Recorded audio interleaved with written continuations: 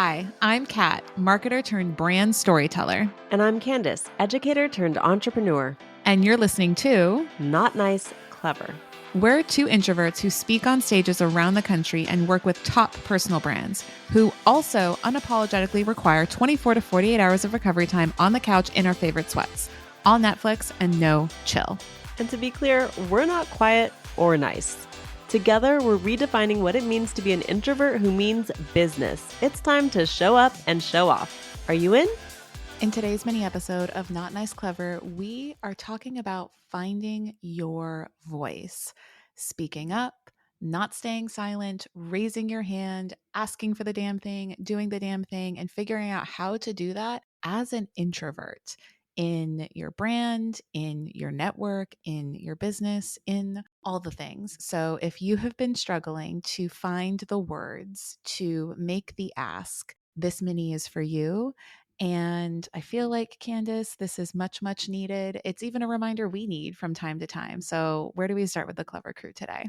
Well, when I'm thinking about finding your voice, I'm thinking about all of the experiences that you, Clever Crew, bring to the table that allows someone to understand who it is that you are. And Kat and I were talking about this with someone else right before we started recording, but sometimes you're too close to your own story to pull out the important pivotal moments, the highlights, the stories that actually can help connect you to your audience. And I've actually felt myself kind of flip flop on this idea of how do you find your voice? Because if you would have asked me last year or before, I would have said, sit down and write out like your values, write out who you like working with, write out what your talents are and your expertise is. Mm-hmm. And I still think there's value in that.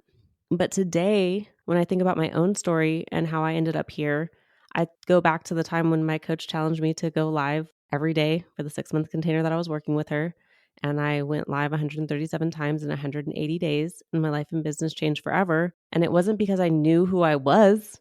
It was because along that journey, I began to uncover what my unique talent was, what my voice was. And so it might be one of those chicken and egg situations, like what comes first? Yeah. Does your personal brand come first? Do you define it and then create the content to back it up?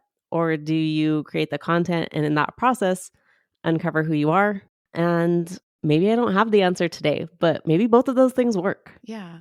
I see both of them as being true. Like we realize who we are by seeing examples of what we do not align with, right? We learn by contrast naturally. But when it's just yourself and it's you launching a business or you wanting to develop your brand, like you said, you're in it. And the only way to know what it is to actually try it on, take it for a walk, like riff a bit, like go live, whatever that may be, put on a new pair of shoes and see how that makes you feel. Oh, that's not you. Cool. Like take off the shoes, find another pair of shoes, and just, you won't find it necessarily unless you start using it and using your voice. You'll notice quirks that you say or phrases that you say. And this is where maybe it's helpful to reach out to some people and ask them, like, what are the things that they associate you with?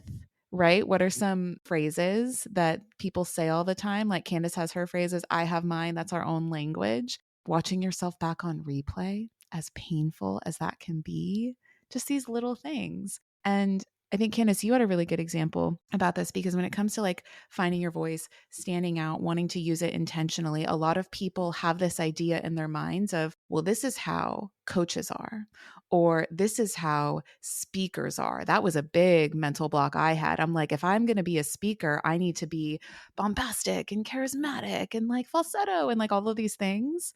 But you had that moment too, but like you totally, Oh, of course. you've probably shared this before, but like Yeah. repetition is the mother of all skill. Tell the people. Yeah. So when I first started creating content, when I was working with the coach, I remember watching other coaches on Instagram who spoke softly and were nice and spoke slowly and all these things that are just not naturally Candice. Mm-mm. When I would go to push record and I was trying to emulate what a good coach, good in quotation marks, Heavy air quotes. sounds like, yeah, looks like, I would have a hard time pushing record because I was acting. Mm-hmm. And that felt exhausting. Mhm. But when I made the shift in my mind that I was going to talk to the camera like I was talking to my best friend, and I literally imagined her and exactly how I would say it to her, then people started to feel more connected because I was talking to my audience like they were already my friend. I was talking to my audience like they're not judging me. They want to know my opinion. They care about me. They are welcoming me. And when I approached my content in that way, the connections were built more quickly. Mhm. And I think that's how we approach our podcast. We are just having a conversation between two friends, and the Clever Crew happens to be here listening Listening in in, yeah. and dropping us a DM and dropping a question every once in a while. And that keeps us going, but we're ourselves here. We're not playing a role. Mhm. I've also been thinking Oh. about maybe there is value in playing a role if you're playing your future self. Mm. But see that I love that distinction. Because this is where people say, oh, social media is fake. Mm. But let's think about Beyonce and Sasha Fierce. Mhm. Let's think about this maybe is going to age me Eminem and Slim Shady. Oh, yeah. Eminem is timeless, by the way. He's Okay, timeless. okay, great. But like we could probably go on and on naming celebrities who have alter egos, Mhm. who have allowed them to step into this alternate version of themselves and given them permission to do that with a lot of success. Yeah. And so maybe that's another tool you can have in your toolkit that isn't necessarily fake it till you make it, but permission to let yourself grow into that next version. Yeah. The way that I see that as being different and being not like fake is that you're striving to become the next version of yourself that you want for yourself. You're not looking at every other coach or every other agent or every other speaker out there saying, I want to be just like them. So I'm going to pretend like this on the video and da da da da, Right. right? That keeps you stagnant because you're looking side to side. But if you are wanting to personify your future self, you're looking ahead and you're like, okay, what's Kat 5 years from now going to be doing? Where is she going to be? What are her partnerships, her Yep. businesses, this and that? You know, the condo in the gas lamp that I will own just down the street from where your condo is, Candice. And then our Perfect. podcast studio, Yes. which is probably going to be walking distance Oh, of course. after we do Pilates and I like die on that reformer machine a little, right? It's different. Yep. I love that. Thank you for saying that. Yeah.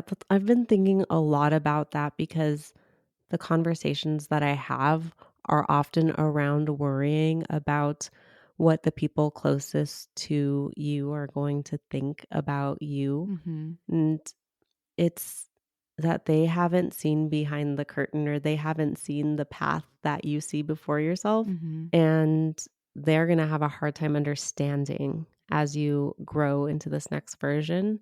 But if you stay the course and you honor yourself and where you're going, they'll follow along or they'll fall in line eventually. Yeah.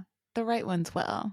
The right ones will. That's the evidence that I've seen in my life is that every new version of myself, the right people stay there. Mm-hmm. So take this to heart, take it for yourself, try on future you, watch yourself on replay, ask those close to you, find your voice by using it, and let us know the results. And we will catch you on the next episode. Thanks for joining us on Not Nice, Clever. Remember to follow our podcast wherever you listen to audio. And if you found today's episode valuable, please share it with your friends. No gatekeeping here. Remember, we love to see our clever crew grow. Signing off, you're not so nice, but oh so clever besties that mean business. See you soon.